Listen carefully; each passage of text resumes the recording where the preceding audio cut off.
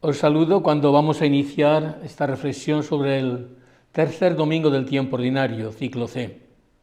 Hoy Jesús nos habla de dos maneras, con su hacer y con su decir. Con su hacer, fue a Nazaret, entró en la sinagoga como era su costumbre los sábados. Si buscáramos hoy una actitud equivalente, podemos afirmar que Jesús asistiría al templo todos los domingos. ¿Para qué o por qué? Una parábola moderna nos lo puede aclarar. Un mendigo yacía sentado en una cuneta. Pidió limosna a un caballero que pasaba por el campo. De las 7 monedas de oro que llevaba, le dio 6 al mendigo, quedándose en previsión con una. El mendigo, de perversas intenciones, pensó: ¿por qué se ha guardado una moneda para él? Estamos solos, nadie le ayudará, se la quitaré por la fuerza. El caballero era forzudo y valiente. De un golpe tiró al suelo al mendigo, quitándole las 6 monedas que le había dado. Dios nos da la limosna de 6 días de la semana para que trabajemos y quedándose con uno el domingo. Ciegos estamos cuando pretendemos quitarle su día. ¿Cuántos que así obran piensan ganar más sin advertir la pobreza a la que ellos mismos quedan reducidos? ¿Pobreza dije? Sí, porque nadie es tan pobre que quien prescinde de Dios en su vida. Y solemos comenzar este separarnos de Dios privándonos o al privarnos de la misa del domingo. También hay que reseñar lo contrario. Poco aprovecha la misa dominical si descuidamos nuestra exigencia en lo demás, negligentes en el cumplimiento del propio deber, ambición por el dinero, falta de control en nuestra ira o nuestra soberbia, nuestra intolerancia con los demás. La asistencia a misa dominical, aparte de cumplir con un mandamiento, debería ser una necesidad derivada de nuestros esfuerzos de fidelidad en los demás mandamientos.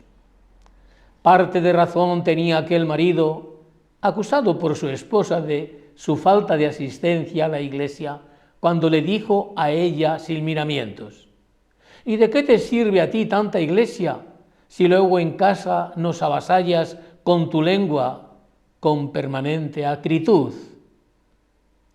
Ya quedó advertido por el Señor: no todo el que me dice Señor, Señor, entrará en el reino de los cielos, sino el que cumple la voluntad de mi Padre que está en el cielo. También Jesús en la sinagoga nos enseñó con sus palabras. Siempre me llamó la atención este apunte del indio Sundar Singh. Dice: un día estaba yo sentado a la orilla de un río del Himalaya. Saqué del agua una piedra grande y hermosa y la partí.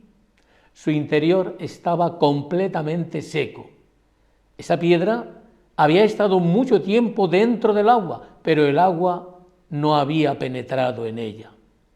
Lo mismo les ha ocurrido a los europeos. Durante siglos han sido bañados por el cristianismo, pero el cristianismo no ha penetrado ni vive en ellos. ¿Podría ser este nuestro caso?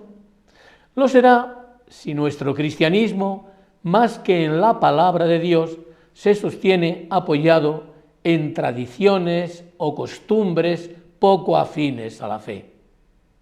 Parte esencial en el quehacer de Jesús fue predicar la palabra. La palabra de Dios es el fundamento de nuestra fe. Debe ser el fundamento de nuestra fe.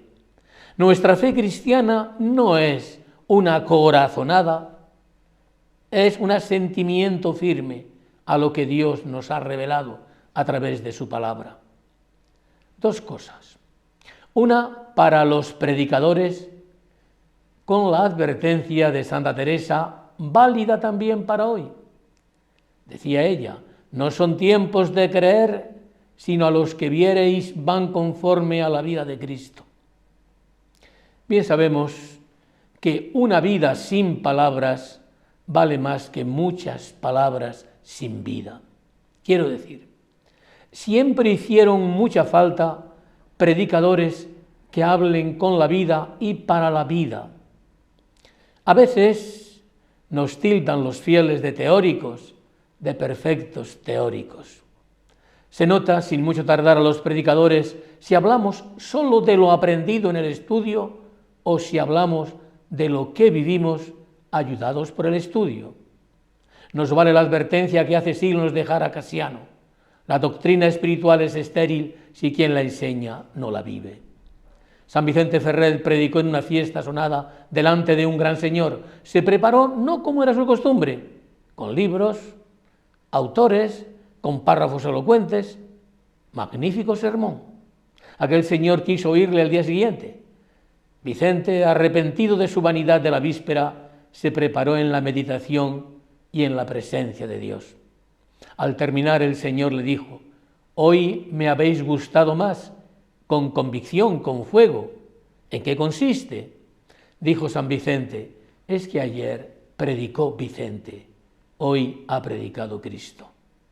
Y otra cosa para los fieles: no vivamos solo de rentas. Quiero decir, procuremos una formación evangélicamente viva a través de la palabra de Dios, leída, reflexionada, rumiada. Demos razón de nuestra fe apoyados en la palabra de Dios, en el catecismo, y llevándolas al matrimonio, a la educación de los hijos, a nuestra vida laboral, a nuestras relaciones. Nos orienten aquellas palabras de San Juan 23.